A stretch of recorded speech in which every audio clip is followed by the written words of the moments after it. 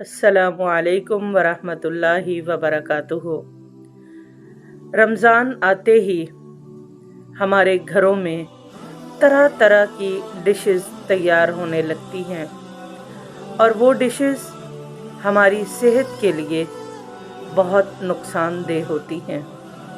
बहुत ज़्यादा हम ऑयली और चटपटी चीज़ें अपनी अफ्तारी में और कुछ सहरी में हम ऐड करते हैं और वो हमारे लिए बसा औकात हमारी सेहत की ख़राबी का बायस बनती है।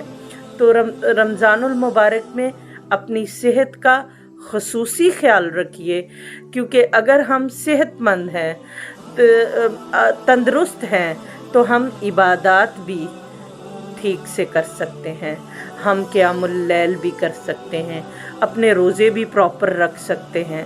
लेकिन अगर हमारी सेहत अच्छी नहीं है, सेहत अपसेट है, तो हम कोई भी चीज़, कोई भी इबादत प्रॉपर नहीं कर सकते। लिहाजा अपनी सेहत को अहम रखें, सेहत को नंबर 1 रखें, क्योंकि सेहत ठीक है तो हमारे लिए ये रोज़े जैसी इबादत और क़ियामुल लैल और नेकियां करनी हमारे लिए आसान होंगी। उसके लिए मैं आपको रमज़ानुल मुबारक में सहरी और अफ्तारी का एक डाइट प्लान आपके साथ शेयर करती हूँ कि उसको फॉलो करके हम एक अच्छी सेहत, अपनी सेहत को बरकरार रख सकते हैं। सहरी करने से 1 घंटा पहले पानी में तुखम मलंगा डालकर पिएं। चपाती सब्ज़ी साथ खाएं। कद्दू का सालन ज़्यादा बेहतर है सहरी के वक्त, अगर आप उसको इस्तेमाल करें। फिर इसी तरह बकरे का शोरबा इस्तेमाल कर सकते हैं। चने, माश की दाल और गाय का गोश्त इस्तेमाल ना करें, अवॉइड करें। सालन बनाते हुए नमक कम इस्तेमाल करें, क्योंकि नमक भी मोटापे का सबब बनता है और इसके अलावा हाई ब्लड प्रेशर है, आपको और कोई मसला है, तो उससे महफूज रहते हैं। सुर्ख मिर्च के मुतबादल सब्ज़ मिर्च सालन में डालें।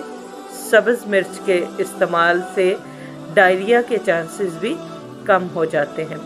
चपाती खाने से 15 मिनट पहले एक छोटी प्लेट, अगर आप सलाद खाना चाहें तो सलाद ज़रूर खा लें। फिर दही को मीठा करने के लिए शहद या फ्रूट्स का इस्तेमाल करें।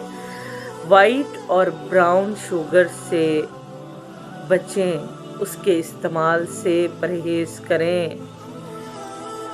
दही ज़रूर इस्तेमाल करें, कोशिश करें घर में गाय के दूध की दही बनाएं, क्योंकि उसमें कम फैट होती है।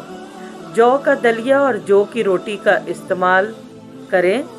चाय की जगह ग्रीन टी लें। पानी ताज़ा इस्तेमाल करें। नॉर्मल ठंडा पानी पिएं, और अगर आपको थोड़ा ठंडा पानी पीना है तो आप मटके का पानी इस्तेमाल करें, ये सेहत के लिए बहुत अच्छा है। सहरी में रोटी पकाकर ऊपर मक्खन या देसी घी लगा लें, ये मोटापा पैदा नहीं करते। सहरी में एक देसी अंडा कभी कभार ज़रूर ले लें। अंडा हर मौसम में इस्तेमाल करना चाहिए। अफ्तार में अब क्या करें? अफ्तारी से पहले हल्की सी चहलकदमी ज़रूर कर लें और इस दौरान ज़बान को दुआओं और ज़िक्र से तर रखें। सुबहानल्लाहि वल्हम्दुलिल्लाहि सुबहानल्लाहिल अज़ीम अस्तग़फिरुल्लाह ला हौला वला कुव्वता इल्ला बिल्लाह अल्लाहु अकबर सुबहानल्लाहि व बिहम्दिही सुबहानल्लाहिल अज़ीम अल्लाहुम्मा वफ़्फ़िक़नी लिमा तुहिब्बु व तर्दा। मुख्तलिफ छोटे छोटे अज़कार जो आपको याद हों वो पढ़ते रहें। फिर खजूर और सादा पानी से रोज़ा अफ्तार करें। हम अक्सर क्या करते हैं कि अफ्तारी करते वक्त तरह तरह के शरबत बना लेते हैं, उसमें खूब चीनी मीठा वो डाल के और बहुत ठंडा यख करके पीते हैं, जो हमारे लिए नुकसानदेह होता है।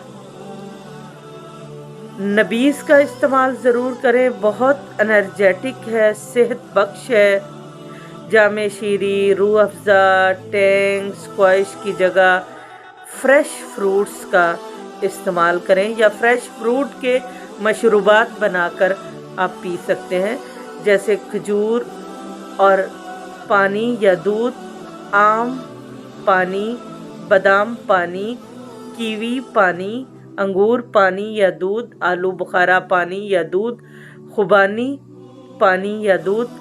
आपने ये मशरूबात इस्तेमाल करने हैं और कोशिश करनी है कि चीनी का इस्तेमाल नहीं करना।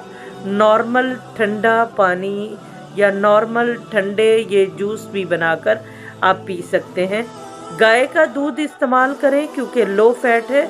कभी शहद और पानी से रोज़ा अफ्तार करें, कभी गुड़ का शरबत बना लें। तुखम मलंगा डालकर पानी इस्तेमाल करें। तली हुई चीज़ें हरगिज़ इस्तेमाल ना करें, ये मैदा की खराबी का बाइस बनती हैं। कोल्ड ड्रिंक्स तो घर में लाना ही छोड़ दें। खुदा के लिए अपने बच्चों को भी और ख़ुद भी, जो सॉफ्ट ड्रिंक के नाम पर जहर बिकता है हमारे यहाँ, उससे बचिए। और चना चाट और दही भल्ले मुनासिब मिक़दार में अगर आप खाना चाहते हैं तो एक प्याली आप ले सकते हैं। फ्रेश फ्रूट्स ज़्यादा लें, ये विटामिन्स का ख़जाना है। दिन भर की थकावट को एनर्जी में तब्दील कर देंगे। रात को रायता और दही का इस्तेमाल ना करें क्योंकि रात को दही खाना सेहत के लिए नुकसानदेह है। बतौरे हकीम लुकमान, जो रात को दही खाता है वो मर क्यों नहीं जाता, यानी इतना ख़तरनाक है उनके नज़दीक रात को दही खाना।